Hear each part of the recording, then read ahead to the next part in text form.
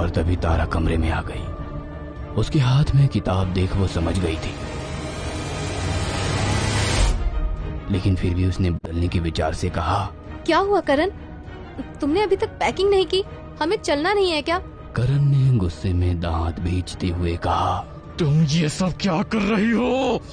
हमारे लिए करण, अपनी खुशियों के लिए। कैसी खुशियाँ? जैसे तुम्हारा प्रमोशन। काली शक्तियाँ हमें सब कुछ दे सकती हैं, बस उसके लिए हमेशा कीमत चुकानी पड़ती है। और अभी तो ये शुरुआत है, इसके बाद हमारे पास सारे ऐशो आराम होंगे। करण, तुमने गरिमा और स्वाति को क्यों मारा? वो दोनों तो मेरे शैतान को खुश करने के लिए एक छोटी सी भेंट थी। और वैसे भी गरिमा तुमसे कुछ ज्यादा ही चिपक रही थी, और स्वाति और तुम्हारे बीच ऑफिस में क्या होता है वो सब मुझे पता है। इसलिए तुम्हारे और मेरे बीच में जो भी आएगा मैं उसे मार दूंगी। Because I love you. I love you, Karan. I love you so much. I love you. I love you. I love you. I love you. I love you. दूर रहो, दूर रहो, दूर रहो मुझसे। मैं तुम्हारे बारे में सबको बता दूंगा। और करण किताब लेकर रूम से बाहर की तरफ भागा कि तभी उसका पैर सोफे के नीचे किसी से टकराया और वो गिर पड़ा।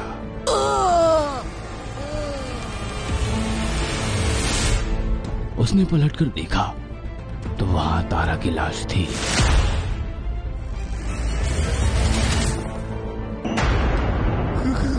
क्या? तारा भी मर चुकी है?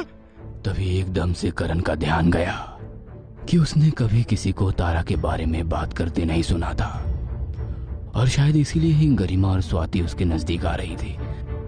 उन्हें लग रहा था कि करण अकेला रहता है। असल में तारा की काला जादू करते वक्त ही मौत हो चुकी थी, क्योंकि वो शैतान को नरबली भेंट नहीं कर पाई थी। उसके बाद करण के प्यार में पागल तारा की आत्मा ने उसे दबाने के लिए गरिमा और स्वाति की बलि चढ़ा दी। यह सब जानकर करण पर बेहोशी सी छाने लगी और डर और सदमे के मारे उसकी सांसें उखड़ रही थी। खुद को घसीटते हुए करण बालकनी में गया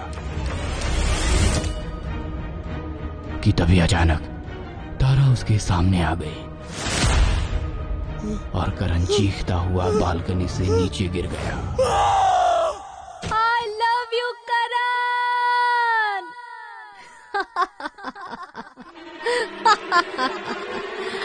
I love you, Karan.